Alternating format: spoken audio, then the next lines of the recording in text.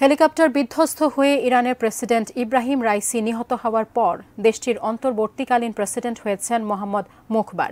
এ খবর এখন সবারই জানা। আগামী প্রায় 2 মাস তিনি দায়িত্ব পালন করবেন। বলা হচ্ছে তিনি হতে যাচ্ছেন ইরানের পরবর্তী প্রেসিডেন্ট। কিন্তু কে এই মোহাম্মদ মুখবার? আসুন শেখ ফরিদের রিপোর্টে জেনে নেওয়া যাক বিস্তারিত।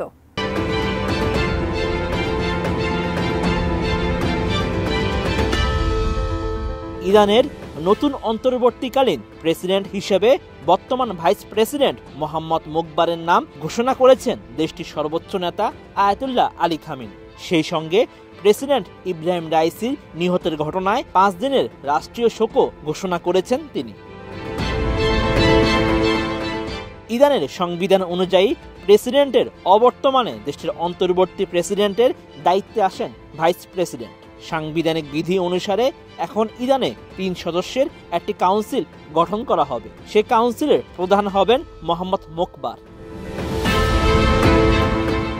কাউন্সিলের অন্য 2 সদস্য হলেন ইরানের পার্লামেন্টের স্পিকার এবং বিচার বিভাগের প্রধান। এই 3 সদস্য বিশিষ্ট পরিষদের প্রধান দায়িত্বে থাকবে আগামী 50 দিনের মধ্যে দেশে প্রেসিডেন্ট নির্বাচনের আয়োজন করা। 68 বছর বয়সী মোহাম্মদ মুখবারের জন্ম 1955 সালের 1 সেপ্টেম্বর।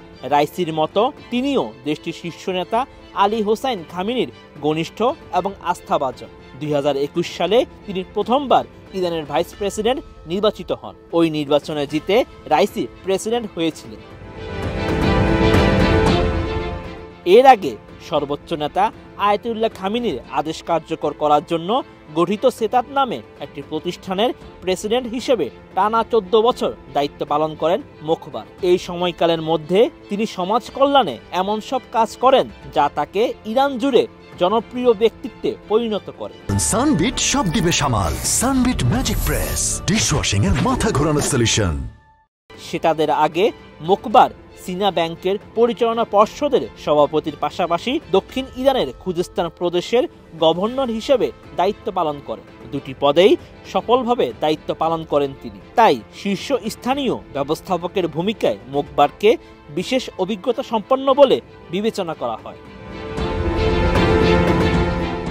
গত অক্টোবরে মোহাম্মদ মুখবারের নেতৃত্বে মস্কো সফরে গিয়েছিল ইরানের একটি উচ্চ পর্যায়ের প্রতিনিধি দল। সেই সফরে রাশিয়ার কাছে ইরানের বিখ্যাত সারফেস টু সারফেস ক্ষেপণাস্ত্র এবং ড্রোন বিক্রির জন্য চুক্তি হয়েছিল মস্কো ও তেহরানের মধ্যে।